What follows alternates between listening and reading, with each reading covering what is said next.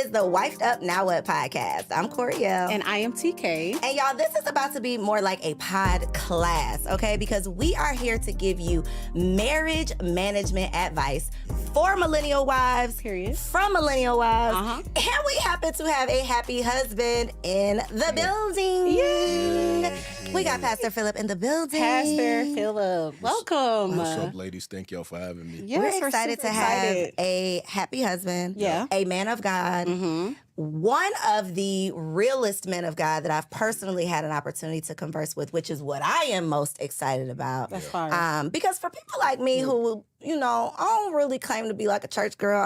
I'm real honest about the fact that I don't know any Bible verses. We talked about that, right? We talked about it. Yeah. But I love God, and I do have a relationship. And I think that there are a lot of people out there who love God, have a relationship, but they don't necessarily fit into the boxes, but they have beliefs. And so if that's you, y'all are in for a treat because we're going to have a really, I don't want to say deep. It's not going to be heavy. It's going to be a good conversation. It might be. A little deep and heavy? Mm-hmm. Okay. It's going to be deep and heavy, Pastor Philip? Let's keep it real. It's going to be real. It can be all of it. Let's keep So it we all the way start the 100. show with some reactions, okay? Yep. So I'm going to play some clips because y'all know these podcasts, right? Here we are on a podcasting, podcast. I Here we know. are on a podcast talking about these podcasts.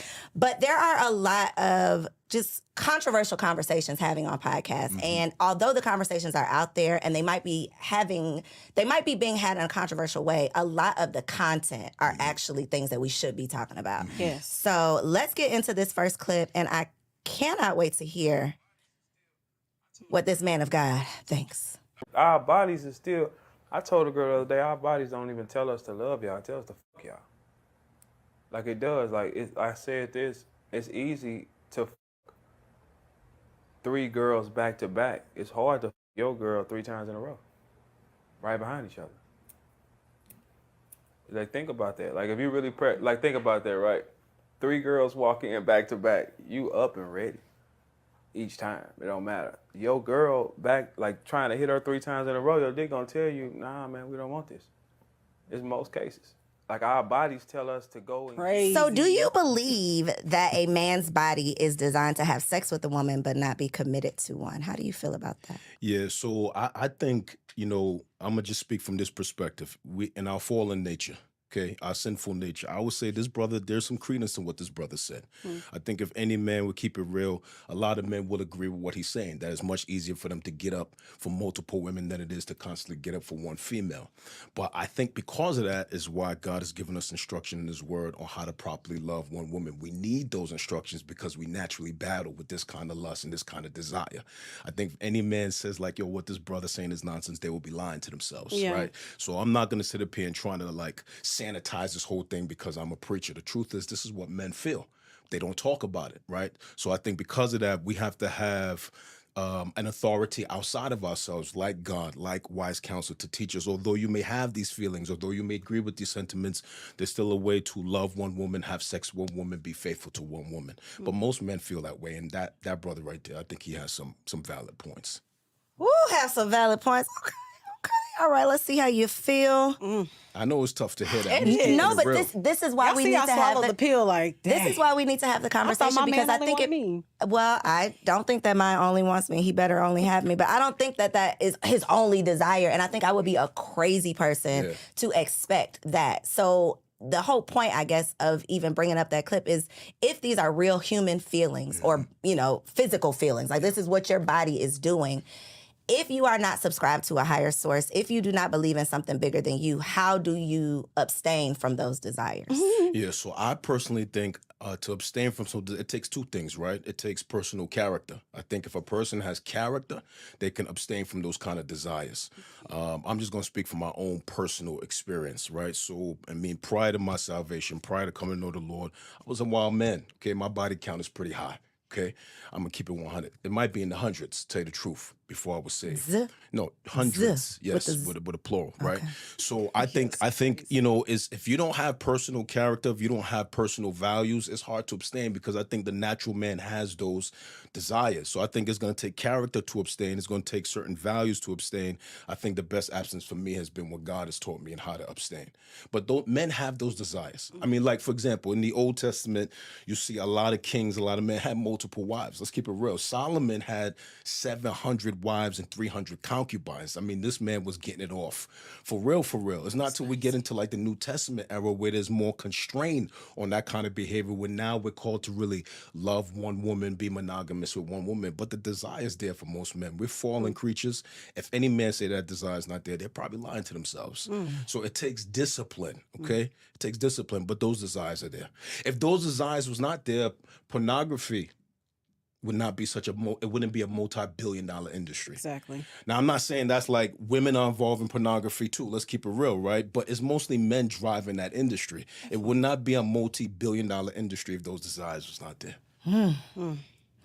Okay. I was going to say, he said some words, monogamy and the polygamy and all of that. I was ready Trigger words? Were you triggered? No, I wasn't. Well, I mean, I just had like 6 questions back to back. I think people, well, you brought up who was it, Solomon, who had 700? 700 wives, 300 That's crazy to have that concubines. much sex, first of all. That's a lot of sex for That one is a dude. lot. That's 1,000 women he that banging. thing probably broke. But Yeah.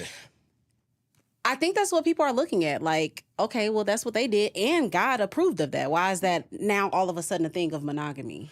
I think God approved of that for a season, right? I think God approved that for a season. I think for multiple reasons. I think first in the beginning, just to populate the earth. I think for a while, God understood that. Think about in the days of Solomon, men was not indwelt with the Holy Spirit.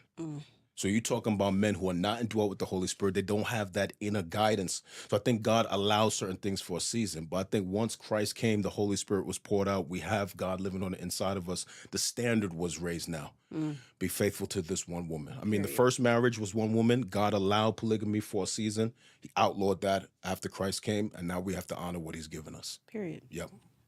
Okay, speaking of honor, Yep. perfect segue. Perfect segue into this next clip. Okay. I don't respect men. Did you have a father that you respected? I didn't disrespect my father. He wasn't around. Okay, so that's the thing. So stop it there, right? You didn't even have the prime example of what you needed to carry your love for men in your later ages. Your father wasn't there to instill certain traits in you so you will accept a man's love. God's love comes through the father. So since you don't really know how to experience and digest a father's love, that means that you don't really know how to experience and take God's love, because that's where the love trickles down from, right? So, do you feel that the disconnect between men and women could be based on the lack of fathers in the Absolutely, home? to some degree. I think fathers play an intricate role in the formation of their children. I think to say they don't is to be in denial. I think for this reason, this is why the enemy works overtime to remove fathers from homes, to remove them out of their lives of the sons and daughters. I think that there is something that a father provides for their children that is absolutely necessary for their mental health, their emotional health, their well-being. And I think in the absence of fathers, there is a certain level of handicap to some degree that a lot of us are raised with. And I think, but this does not say that a person who was not raised with their father cannot be a healthy, functioning human being. But I think to deny the impact of a father's role in a child would be to deny what God has created. I think a father's role is important. And I do think there are a lot of us in our adult life, both males and females, who struggle with certain insecurities, certain inabilities to accept love, certain inabilities to feel affirmed because a father did not say, I love you, I'm proud of you. Your father did not affirm you. So I think there is some damage that is passed along to some of us when we have not been properly fathered. That's why I think the conversation around, it's like if you mention that ideally we raise children in 2-parent homes, there's always the group in the comments that's like, well, I was raised by a single. There's always that conversation when I think anybody with the brain can say what is ideal Yes. is the best of both worlds, right? Facts. Because I know I be about to send my sons out with some dirty socks. Well, they don't be dirty, but they be having a little box. And my husband is like, no, Yeah. you're not doing that. And I just be like, this is why you need 2 parents. Yeah. There has to be a balance. I don't know everything. Everything that I decide to do, everything that I feel is the best is not going to be the best. Yeah. So to have a sounding board to say, no, I think it would be better to do this.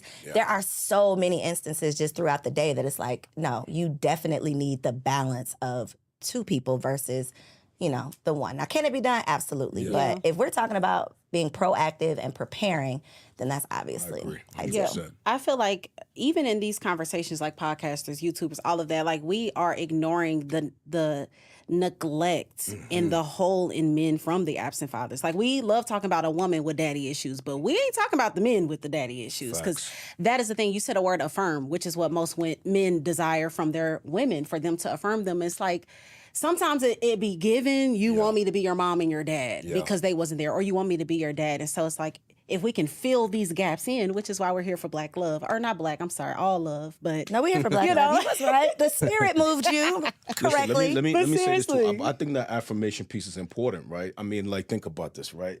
When Jesus, before he started his public ministry, I mean, he's a grown man. He's 30 years old, right?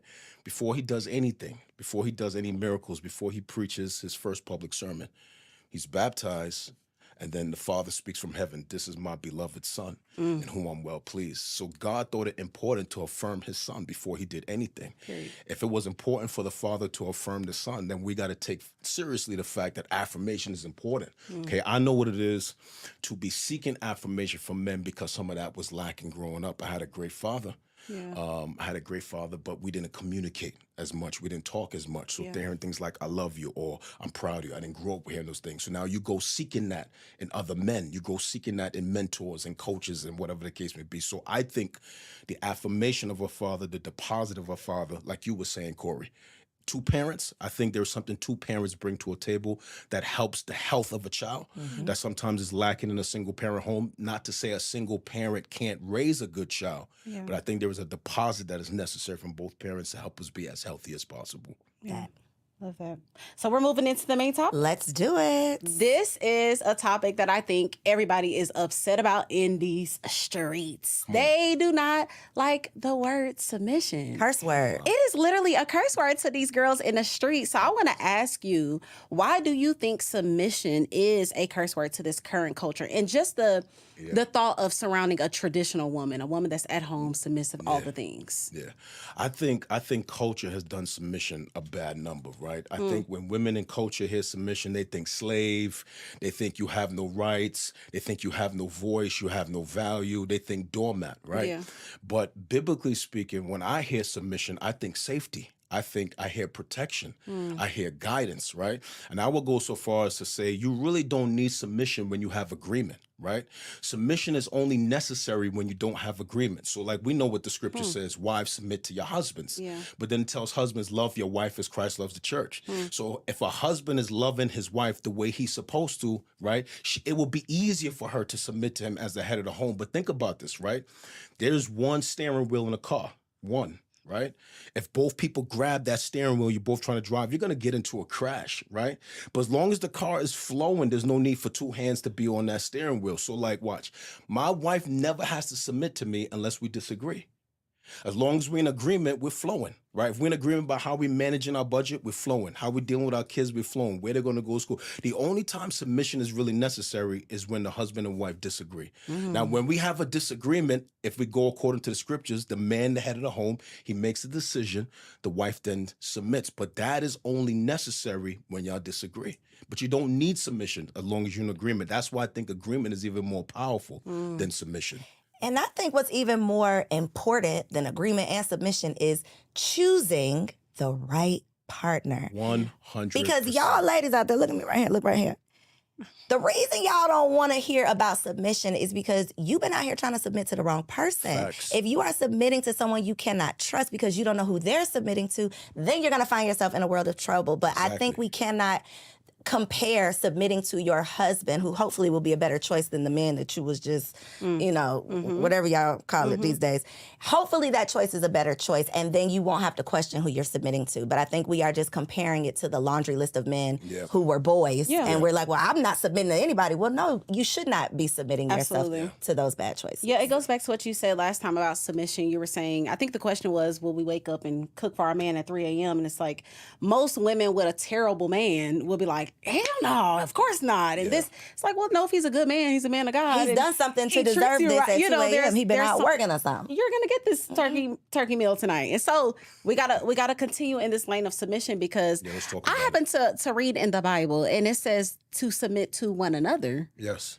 Out of reverence for God. So 100%. you know the men love telling us to submit. Y'all supposed to be submitting to us too? I think so. I think a couple is wise when you learn to submit in the areas where you are the most weakest. Like, so there are areas where my wife is submitted to me, and there's areas where I'm submitted to her. So I'll give you an example, right? When it comes to the spiritual climate of our home, my wife is submitted. When it comes to our finances, I am submitted. My wife is a better steward than I am. She knows how to handle a budget. Side note, a budget don't mean broke. A budget is just having every dollar. You have an assignment. You go to investments, you pay the bills, you take care of the car, you take care of my hair, you get the mani and petty. So a budget is just telling every dollar where to go. Because my wife is a better steward than I am, I'm submitted to her when it comes to the budget. I'm not going to try to flex on her in that area. You understand what I'm saying? And so I think there needs to be mutual submission. And I think you have to be wise about the areas where you're weak, where your spouse might be smarter than you or wiser than you. If they're smarter or wiser than you and you're not so insecure, you could submit as a man to your wife in a particular area, especially if she's a better leader than you in that area. Jeez. It's only prideful men refuse to do that, and then you cause unnecessary tension in your home, damage in your home that could be avoided if your pride and your ego wasn't so big. That makes sense what I'm saying? Absolutely. Yeah. For sure makes sense. I was gonna say that's the two hands on the steering wheel. That was the best example. That was it. The show was crashing. over after that. Yes. And so I want to talk about infidelity. Let's talk about it. It is a big topic in these streets as well, because I don't know. I've been kind of saddened that women are almost expecting men to cheat immediately. Women are literally the whole high value man. He got money. He is of any status. Prepared for the side chicks. Prepare for it. And so for the women that are expecting this, do you think that there is any coming back after infidelity and being healthy? And just a side note as well, this is my non-negotiable. This is her non-negotiable. Her marriage deal breaker. It's a marriage deal breaker for me. It's something me and my husband sat down and talked about from jump, because of my perspective, women after infidelity, I don't want the problems. I don't want the paranoia. I don't want the insecurity. I don't want you going to Walmart and I'm in the trunk, because where are we going? I'm definitely in the trunk. Like, I'm definitely looking at the maps. And it's like, why do that? And so, I don't know. I want to ask you, do you think that you can actually be healthy after infidelity? So first, I want to affirm how you feel, right? I think if that's your non-negotiable, you have every right to feel that way, and you got a biblical right to feel that way. Period. The scripture gives us a complete out for infidelity, and you could walk away from a man or a woman after infidelity, and God is not going to be mad at you for doing that. So I think, let me just first affirm how you feel. I think if that's your non-negotiable, I think you have every right. But I do think there is hope after infidelity based on the individuals involved, okay? I think if there is sincere remorse and repentance, if there is contrition, I think two people can survive infidelity. And I will go so far as to say not only can they survive, they can actually have a stronger marriage on the backside. Now, we got to keep it real. After something like that, we got to think about things that are lost. Trust is lost. Confidence is lost. There's some tangible things and intangible things that are lost. Home could be lost, family could be lost, whatever the case may be. But I think that those things have to be rebuilt. Consistency over time rebuilds trust, right? And so I think they can be rebuilt. I think a marriage can be rebuilt and even be stronger on the backside, but it's only based on the maturity of the people involved and whether or not they are submitted to do the work to rebuild that marriage. I know plenty of couples that have survived that and their marriage is strong on the backside. But I know couples who have not survived that because the parties could not go through something like that. So I think it's like, I don't want to say to each his own. It's based on the individuals, the maturity, the non-negotiables, and whether or not they're ready to do the work to repair what was lost. So do you do like counseling? Like for couples? I did counseling for like 7 years. First 7 years of our organization is 11 years old. So for the first 7 years, I did all the counseling. I stopped doing counseling. So I don't do any counseling now because I want to be free when I'm speaking on the pulpit, right? Gotcha. So you know how this go down is like, let's say you counseling somebody, all they dirt come out in a session, and then I happen to be preaching about something that had nothing to do with you, and then I'm talking about stuff, and then it's like I'm airing out your laundry across the pulpit. You're sitting there listening to me, and you hurt. So because I want to be free from that, I don't counsel anymore. I want to be able to speak on the pulpit and not feel like I'm airing somebody's laundry, especially if I have some some harsh feelings towards someone coming out of counseling and something slip out of my mouth in the middle of a message. Like, I don't want to hurt people like that. And I'm gonna be real, right? I've done that, right? Let's keep it real. I'm not like, there's no perfect pastor. So I've hurt people from the pulpit. So I stopped counseling altogether. We got elders, associate pastors, spiritual care team that do all of that. When I'm speaking, I don't want to be handcuffed to nobody in the audience. So I want to be free. But you've talked to countless couples, I'm sure. Of course. I've counseled hundreds of So couples. so based on those hundreds, is infidelity more of a deal breaker on the man's part or the woman's part? Woman. 100%. Woman. I think for the people I've counseled. Meaning the woman will leave or woman will leave. Yes. I think no, you know what? Let me reverse the opposite, right? No. Man, Let me reverse it. It's a bigger deal breaker for the man. If your woman it's hard, cheats. listen, it's hard for a man to accept the fact somebody ran up in your queen. Like, that's tough for a dude to get over with. You know what I'm saying? Like, somebody tapped that besides you. Another penis was in there besides you. It's hard for brothers to get over that. I think women are a little bit more gracious. They might even look. Some women put up 1, twice, 3 times, right? Yeah. So, for example, right? I know a sister. We're not gonna call her name on the podcast. She's popular in Atlanta, right? She's popular in the city. A little infidelity in her marriage, right? 4. Okay, this dude had 4 women, I think, 4 or 5 women. I don't know what it was, from what I've been told. She said, right, look, if he would have just tapped one chick, listen, he got drunk one night, went to the club, tapped one chick, I could probably get over that. 2nd time, 3rd time, 4th time. Crazy. Not only you tapping chicks, but now you got an emotional bond with some of these chicks. You got girlfriends. You know what I'm saying? You got girlfriends. You That's got different. whole bulls on the other side. She Yeah. can't get over that. So I think men are less gracious. I think women are more gracious. I think it's hard for men to bounce back from that. So this conversation literally comes up on every single episode because me and TK feel different. Yeah. And I have to give a disclaimer and look my husband in my eyes every time I say this because it's not a deal breaker for me, but I have not signed a permission slip either. I just don't think that I would be logical if I believe that until I turn 100 years old, that this man is just going to be me for the rest of I don't know that. And I'm okay with saying I just don't know that. But my question or concern is that it always seems like it's not negotiable on the other side. You know, if a woman steps out, if a woman slips up, I don't know how that would be possible. It's not negotiable. But I do think it comes down to whether or not it's habitual. Yeah. Because if you have a drunk Vegas night, that is something totally different than you have a girlfriend that you are dating. And you know, like it's a different conversation. Can I say something about this? Let me say something about this, right? I think it's important for us when people fall or when they make those kind of mistakes, you got to look at where the person was in that moment, and you got to look at the person's character, right? So let's talk about a man we all know had a fall. Let's talk about King David, right? This dude. You know, I don't know King David that well, but go ahead. So King David is a young dude. He becomes a warrior, becomes a psalmist. He writes songs, becomes a king. He's the man, right? Got wives, doing his thing. One day he's up on the roof of his crib. He see this dope chick down. She's taking a bath. She's butt naked. Body's dope. She's married. He sends his people like, yo, bring her to the crib. Bangs her, gets her pregnant, kills her husband, right?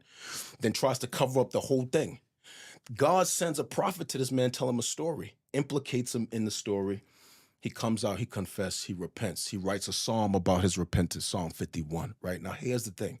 In the New Testament, Jesus calls himself a son of David. The Bible says that David is a man after God's own heart. So although David commits adultery and kills a dude, God calls him a man after my own heart. This is very important because when people make mistakes, we can't just look at the mistake solely. I believe you got to look at the character of the person and the heart of the person. Where were they when that happened?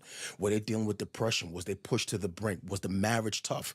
So I think when a person messes up, I think we are wise to not only look at the incident, but the character and the heart of the person. Was their motive to be malicious, or was they just in a place of vulnerability and weakness? You understand what I'm saying? And so David bounced back from that. God calls him a man after my own heart. Now, somebody may not be able to bounce back from that, but what I'm saying is I've counseled enough drama to know that when people make mistakes, you have to look at the character and the motive of the person. I just don't believe you throw people away because they make a mistake. Do you think that you could look at the character of your wife if she made a mistake? I would have to. because I think that my wife has been patient with me and has forgiven me for so much. I put my wife through a lot. First 5 years of our marriage was terrible. We threatened each other with divorce. I was not a good dude. I was very selfish. So I think if my wife made that mistake, obviously I would be devastated. You know, I'm not even sure if I'm sitting here what it would take for me to get over something like that. But I feel like for all that she has forgiven me, I would have to give her another chance. I would be unfair to not give her another chance. That's a level of grace that I don't have. Because there's so many steps before you actually, and this might be an immature response. I haven't lived a lot of life. I'm not even 30 yet. But I gotta say that every week. Because I feel like maybe that's what's immature about. Like, because I feel like there's so many steps before the penis is inside of a vagina. Unless you're smashing prostitutes. Like, there has to be a built of some type of emotional something. I know you were saying Vegas Wild Night. So maybe that is different. But then it's like, who were you around? And why were you around some dudes that even let you move that way as a, in my case, man of God? I understand what you're saying, especially if like a dude develops an emotional attraction for a woman and then bangs. It's like, I think that's harder to get over. Definitely. But like a Vegas night, this lady. You know what I'm saying? Like a Vegas night, he had some Patron. The marriage was rough before he got there. We was arguing before you went. Before we got there. He feels hurt, or she emasculated him before we got there. And now he's vulnerable. He's drunk. He's feeling that Patron. Somebody sits down next to him at the bar having a conversation. She speaks to him in a way the wife don't talk to him. He feels weak. They go for a walk. They on the beach banging. He gets up with regret the next day. Now I'm creating a real hypothetical, right? That part, the lady is saying something that this wife hasn't said in years. Yes, that leads to more cheating. Definitely. 100%. That part. You know what I'm saying? So I think there's two types of infidelity. There is infidelity that is preceded by an emotional attraction, a mental attraction. I think that's difficult to get over. Yes. But there is another type of infidelity that is momentary. It is like I was vulnerable, I was weak, I was drunk, I was high, whatever the case may be. I was not in my right mind. My loins trapped my logic, and I messed up that Don't night. try to use that line, fellas. My loins trapped my logic. Yes, this is not the setup for y'all. Give your boy credit, right? You know, don't get him no my lines. loins trapped my Don't get him no lines, you know what I mean? Pastor Phillip. Bars. TK got bars. I'm learning this from TK. No. TK got bars. Y'all do not write that down, please. TK, it was my loins. No, sir. My Get loins out. trapped my logic. Get out of here. We're trying to have bars like TK. Yeah, that's funny. But that makes sense what I'm saying? No, It's it makes a lot of sense. And that's such a mature answer. But I still think it's a lot of Hold steps. on, but let me say something to you. You think you don't have that grace, but you never know what's in you in that circumstance. That is why my answer is what it is, because I don't want to be the fool sitting up here. I didn't say all this stuff, and then life happens. You never know what's in Life you. happens. So it just You'll will be make my amazed. You'll stomach be turn. amazed at how a circumstance pulls grace out of you. You didn't even know what's there. For sure. I definitely agree with that. It's just, I'm crazy, y'all. I will go to jail.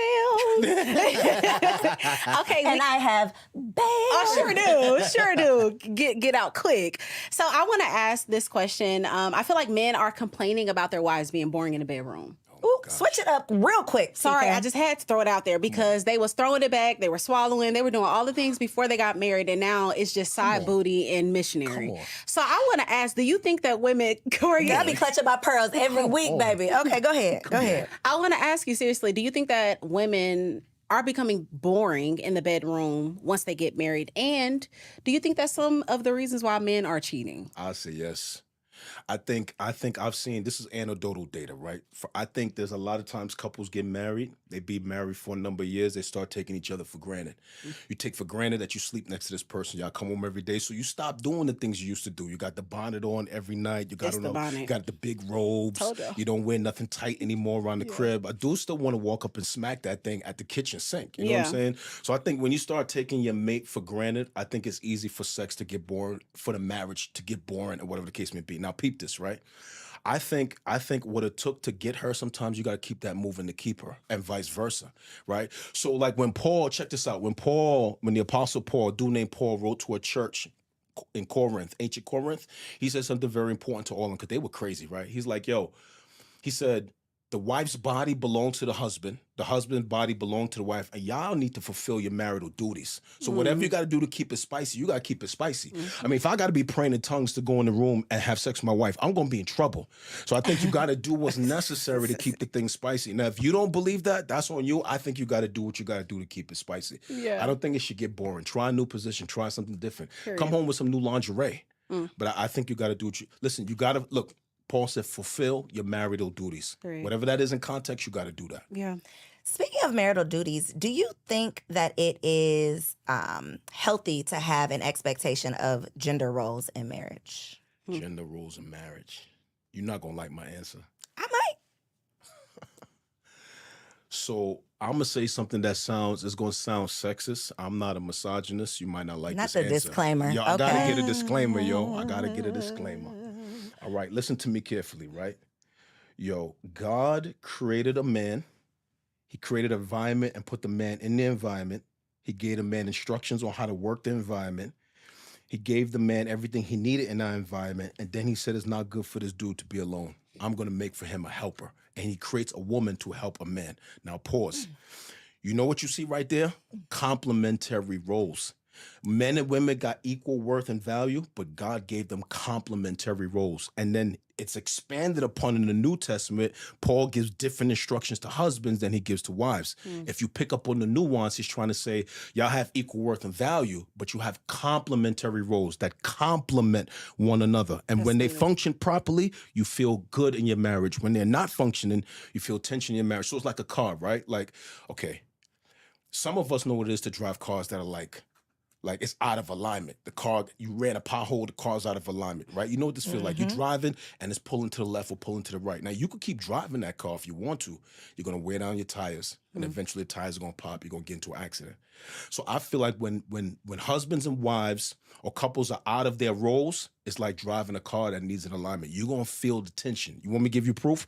Take a wife that tries to constantly emasculate her husband, dominate him, call him out his name, tear him down, crush him down. She going to feel tension in that marriage. Go the opposite way. Take a husband that tries to dominate his wife, control her, abuse her, mistreat her. They're going to feel tension in that marriage.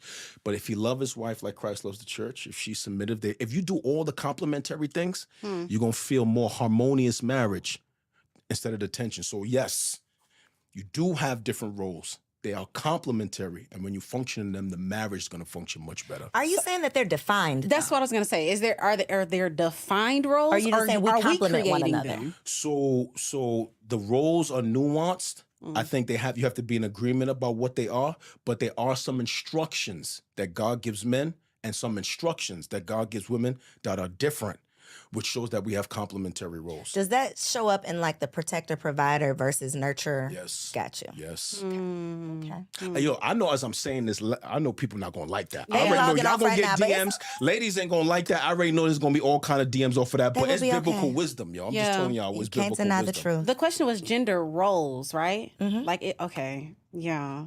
I mean, because it's like that's like saying, okay, the gender roles. Who take out the trash? Who gonna do the Right, dishes? right, Who right. gonna And see, when get you the baby start at night? naming things like that, It's like, then that's it not for starts me. making sense because I am not touching the trash. Right. So how can I complain that you also have an expectation of me? I think y'all got to be in agreement about who does what and what your roles are. You got to be in agreement. Like, let's say you got a wife, she has a green thumb, and the dude don't. If he's cool with her cutting grass, that's on them. I'm not gonna have my wife cutting grass. I'm gonna take care of that right now. I pay a dude to do that. Somebody gonna take care of it. It's Somebody gonna gonna get take care of taken the house, care of. right? You know what I'm saying? So I don't do laundry. My wife do laundry. Okay, you know. So I just think you got to be in agreement about what the roles are. And if there's tension there, y'all got to talk about that. You got to have communication. Yeah. But the roles got to be defined by the people involved in the marriage. Got you. So TK we don't have like, a. you don't like that, TK? TK don't like She like, that, yo. because you don't feel like there are things in your household that are like your things. Outside of cooking, That's the only thing. Well, that's the thing though. I'm just So saying you there's feel like something that you feel like is you your and Namdi thing. don't have no defined roles. he will wash dishes. I'll wash them. Yeah. Literally, So do the I. only I thing do that he's dishes. not doing. Like, I have taken out the trash. So all the My wife ladies is was taking out surprised. the trash? I mean, I'm like, I stay home, I homeschool my kids. I'm not gonna wait for you all the time to get this pal out. So I'll just throw it in. I mean, it's like 3 times a year, but you know, But it gets done. it still get done. So I don't know. I think I question think God. a Like, lot- did God define a man to be this? And the woman that, because even the conversation of beta males and all of this, like, okay, you said that your wife is good with finances. Well, in some cases, a woman would think that should be the man leading our the financial whatever highway in our relationship. So do you think that there are God defined, like, no, there's no negotiating if Who a does man this and who does that? Should a man be That's doing good. No, something that's good. specific No, and a that's woman dope. should be doing That's a good something question. specific? So I think there are some defined roles in the Okay. scriptures that are clear, and the rest of it, most of it is nuance. Let us know. So, for example, when God says to a man, God says in his word, the man is the head of the home. That is a clearly defined role. That's there in the New Testament. That role is a hard defined role. So I think there are roles in the scriptures that are hard defined for men. For example, God, I know you're not going to like this, right? God, in his word, in the New Testament, Paul calls women the weaker vessel. So tells men not to deal with them so harshly. So there are some roles that are clearly defined, but the majority of our daily roles, that's not defined in the Word of God. They're nuanced. We got to define that within the context of our own relationship. So yes, there are some, but most of the ones we have daily, they're nuanced. I think what Does that make the sense what I'm challenge saying? is, no, it Absolutely. 100% makes sense. And I think the disconnect or the challenge is that times have changed, society has changed. So Yeah. women are no longer always offered the opportunity or in an environment that allows the opportunity for them to be a homemaker and manage the home. Yeah. So a lot of times we enter marriages and we still have the expectation of being a homemaker, except we got to leave a home and go work as well. Yeah. So we now we're serving in both roles. It Yes. seems it's like you want the stay at home mom, luxuries, but I still got to pay some of these bills. And the math ain't mathing. There's only so many hours in the day. So I think that is where women struggle sometimes with the Yes. gender roles, because I just want to do my one role, but now I'm sliding into your role because I thought the man was bringing home the bacon. And just to say, like, that's literally my life right now. Like, I've been a stay-at-home mom now for 9 years. Yeah, Have we that's been good. together? Yeah, so for 9 years, and I'm now getting away from home more and more and more. I'm getting booked more. I'm doing more. And so it's like, am I still expected to do what I've been doing when I had all these hours? Yeah. Or, because I do think that we kind of get into marriage saying that a woman is supposed to do this, but if I'm paying half. Yeah. So I think my wife was a stay-at-home mom for 10 years. Yeah. During that time, I worked 2 jobs, sometimes 3 jobs. The reason I let her do that is because she wanted to be home with our children. She wanted to be the primary person with them during the day. That was her personal conviction. Yeah. So I did what I had to do to allow her that. It was difficult, yo. I'm talking about during them years, beans and rice. Kids got holes in their shoes. We were poor, right? we were dirt. We couldn't even afford nothing. We didn't go out to eat, no movies, none of that. Those were tough years. Right? Those were tough years. I see the fruit now of my children, of my wife being home those 10 years. And that's not to knock women who has had to put their children in daycare. You got to do what you got to do. But what I'm saying is it comes back to communication and agreement, right? Yeah. So my wife and I were in agreement about that for her to stay home. We knew, I said, Lena, if you want to stay home, you're not going to bring anything in. You know that it's going to take us a longer time to hit some of these financial goals. Are you okay with that? Yeah. Okay? Are you okay with that? She was okay real. with that. I allowed her to stay home. Now, if somebody's not okay with that, Yeah. you got financial goals, then if y'all in agreement about both of y'all working, then y'all have to do that. I think we got to listen. I think it's very important for people listening to this podcast, watching, to understand when it comes to marriage and the context we're in, we're not monolithic. You got to know what is important based on the people involved, your personal convictions, and how you submit it to the Word of God. You got to tailor your marriage for what's going to be best for you within the context of the wisdom that God has given us. This is not monolithic. One woman works, one woman stays home. Does it mean one woman is better than the other? No. What is best for your marriage and the context for how you have, it's got to be customizable for the person within the guidelines of God's wisdom. Yes. Does that make sense what I'm saying? Absolutely. 100%. Yeah. Absolutely. It's going to be a whole nother episode, though, because one of the women stay home, one of the women go to work, but both of those women a lot of times are the default parent. Yep. And that is where I think the Yep. struggle kind of comes in, because they still have that one responsibility. It's the same. Yeah. It's true. They are the default parent. But hopefully you got a man that come home and know that his job is not done when he come home. He gonna take some time Look to at pour right into here. his Yeah, right here. Yeah. For, not for our husbands, but for another husband So out there. brothers, I just think if your wife is a stay-at-home mother, I think when you come home from working, you got to know that your job is not done. I think you got to know there's a job and a responsibility you have to your children as well as a co-parent. Your job is not done till your children has gone to bed. So when you come home, you got to separate some time, put aside some time to pour into your kids because they still need a deposit from you the same way they need a deposit from your wife. In That part. Jesus' name, Thank amen. you for that little special Yes. word Them of dudes wisdom. not going to like that, but They it's ain't, but true. they are. Oh, yes, I almost right. made you say it twice. So Yeah. it is game time. Game time. Let's Yes, do it. I gotta pass Where it. my Yes. sign at? Oh, word. So this So is how a we do game. this? So you're going to be talking to your nieces, your little your sis little out there. sisters, all of that, who have some scenarios and some situations, and all I'm going to share them with you, and you're going to tell them to run or have fun. Got So get these are away. women who want to be wives. Yes. Okay, they're looking for committed relationships. So the first one is this girl really is vibing this dude, right? But he is still in contact with his ex. He tells her there is nothing to worry about. It's good. I don't want her. But he still talks to her. I say run. Really, Coriel? Yeah, I say Still in contact? Like, hello, Sarah, how They're you been just- doing? yeah, I say run. Let the guest answer. Yeah, no, I say run only because I think that back door still open. There's a lot of temptation with that back door. I think if she wants him to walk away from that back door and he's unwilling to do that, I think that's problematic. If she's okay with that back door, like, okay, y'all could be friends, then that's different. But Yeah. I think 9 times out of 10, I say run. Yeah. Yeah, I just need more details. You know, what if it's an ex from like high school or something? I don't care about that. Did they See, but- smash? If y'all had sex, it's a no automatic. But this is what I'm saying, Corey. If the spouse is cool with it, like, yo, y'all friends is cool, she married, we married, it's all good, then that's Well, yeah, different. no, But if that's I have true. a problem and you don't care that I have That's a what I'm problem, saying. then it's If a you got problem. a problem, you don't care that I have a problem, I say you Then gotta it's run. the issue. That's no, the issue. agree. Okay, what about a man who wants to go 50-50 on a first date? Should you run or have fun? You want me to be my daughters? I say run. What about your son? Oh, you said run too? I said run. For my son, run. Nah, he need to pick up that bill. Okay. And for my daughters, she need to pick up that bill. I want the man to pick up that bill, period, yo. Period. I may be old school. I say pick up the bill, yo. You said have fun though. I definitely said have fun.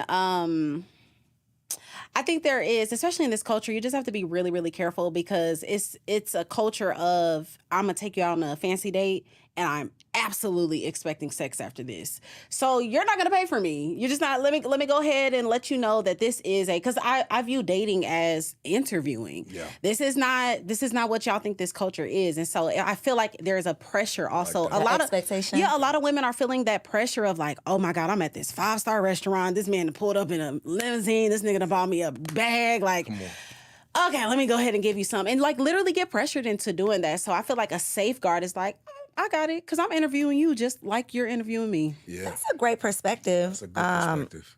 For sure. But I'm not having sex with you if I don't want to have sex with you. Some women are. There's like so much between like the restaurant and the car. house. Yeah. You know, like I'm not feeling pressure. I don't care what you done did. Yeah, I ain't facts. obligated to give you anything. Facts. So I don't feel pressure in that way. And I think a lot of times having a conversation before you get to the date will reveal a lot of that. Yeah. Because you know men who are mentioning sex, you trying to talk freaky and you don't even know Me. my last name and you're Yeah. trying to mention sex. So I think you can get those vibes. And I'm not going on a date with you because I don't want a free dinner. Yeah, it's so many like I now. think you make a good point though, TK. But I think a lot of that falls on the character of the dude you went on a date with. That it's like, did you interview him before the date? Did y'all talk at all? But you said something very important. I think y'all can't let that slide. Y'all probably got to do a whole podcast about that. I think I see dating the way you do. It's like Interviewing. interviewing. I think dating is the process of determining if somebody's a good life partner. Yeah. You got to have some kind of destination. Yeah. If there's no destination, there's no assessment, then what are we really doing? Or we've been dating for 20 years. With no intention. With no ring. Yeah. Like, yo, you crazy. That's real loud. Crazy. I feel like I'm just different in that aspect, period. Because I also believe in women paying for, like, even women approaching men. Like, a lot of women have even the concept of, like, he's gonna come to my doorstep. Girl, you better get in these streets, get to the events, and go up to him and say, "Hey, would you like to go have some advertising, some not coffee?" selling? Yeah, ain't nothing wrong Yes. with that. Yeah, so I don't know. I'm ain't because nothing wrong I with think that. I think my husband would say that I Who hollered at who? Did Namdi holler at you or you hollered at him? Ask Namdi that question. And since he's not here, let me represent him, okay? Because TK definitely hollered at him. I according to definitely position myself To be hollered at? advertising. to let advertising to let it be known like I'm interested. I'm interested. It's a thing, and I was Man, I was the nigga in the relationship. I'm balling out. Here's some new shirts. Ruth Here's did some that. shoes. I mean, she was under that dude blanket. Yeah. Like, yo, I'm here. Oh, for sure. Come on, For right? sure Ruth slipped in under You the see blanket. his Like, yo, style? throw this corner, throw this joint over me, right? Like, she slipped it right under the sheets. Like, yo, I'm here. Yeah. It's So all that's, right. but that's me though. That's all right. I'm That's a not- whole nother episode. That's all right. It really is That's a whole because nother I think episode. that's what's keeping a lot of women singles. Like y'all be afraid to talk to men and y'all be afraid to like slide in DMs. I slid in my man's DM.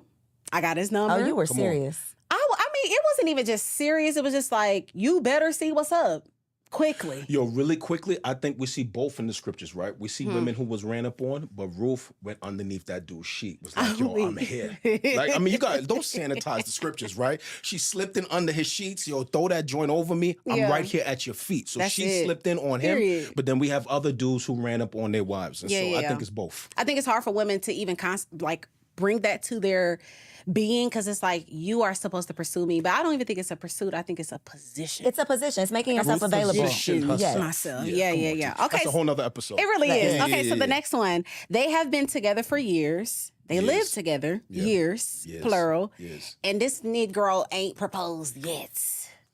That's a no-brainer. Get out Yeah, I of think there. we're definitely all in that's agreement right. on Yeah, that you for gotta sure. Get out of there. Yeah. I feel like you are enabling him, and that you are not giving him no incentive to put a ring on that. I think you got to get out of there. I wouldn't want my daughter in that circumstance. Facts. Well, is there a reasonable timeline? Like if your daughter was asking you. If my daughter was dating a dude, I think anything beyond 2 years, 3 years, I think for me is problematic. I think if you've been dating for 7, 8 years, like he has no intentions of taking this any. You enabling him at this point. Yeah. What are we doing here? And what's the what are we point doing? of marrying? Yeah, what are we doing? Y'all getting everything. Yeah, what are we doing? Okay, last one. Last one, man. I've been enjoying this. Oh, yay. We're not done yet. Don't worry, we're not done This yet. is a big one. This is a big This one. is actually from the girls. Oh, this is for the girls. Go ahead. Okay. Because I asked my followers what they want me to ask you. And so a lot of women in these streets are feeling like they're way more spiritually mature than their men. So they're getting a little scared about that. And they're wondering if they should continue in this relationship with a man that might be a little baby in his beliefs. And you know. I say have fun. Really? Yeah. The only reason I say that, I think from anecdotal data, I think women are just more mature than men. Spiritually, men are naturally carnal. Okay, if they say otherwise, they're lying. Okay, and I think you can be with a man that's spiritually mature and see him grow and encourage his growth. I think there is potential in men that way. So I would just say you can have some fun, but it's based on, do you see motion? Is he trending in the right direction? Yeah. If he's not trending in the right direction, I think you got a problem. Yeah. I'm going to say run. TK, no grace. TK ain't got no grace. Leave him right now. Leave immediately. No, again, this is all perspective and experiences. For the women that I have coached and every woman that I've really talked to, most of the time the men are, I'm talking about like, the women are teaching them about God, like leading them in the Bible, leading. And I think this is what gets back into the whole like gender roles and positions and where God designed us. Cause it's like, as you said, women are more mature. And it's like, so if we're so much more mature, we're typically better at more things. It's giving. What is it giving? What are y'all doing? But I've seen both. So you know what I do. Right? Yeah. And I've counseled people. I've seen women be with dudes who are spiritually mature who now are leading ministries and pastoring churches. And I see women get with dudes who are spiritually mature who are now suffering, headed for divorce. So I've seen both. Yeah. I think it's all about motion. If somebody's trending in the right direction, I think it could work. If you see they're not trending in the right direction, I think it's problematic. Yeah, I'm like, how long it take? And I'm the baby. And I'm a spiritual, I'm growing and learning and evolving constantly. And thankfully, my husband, we're on the same page. We're our path, we're going in the same direction. But I don't think that would necessarily be a reason to give up on someone, considering how they are.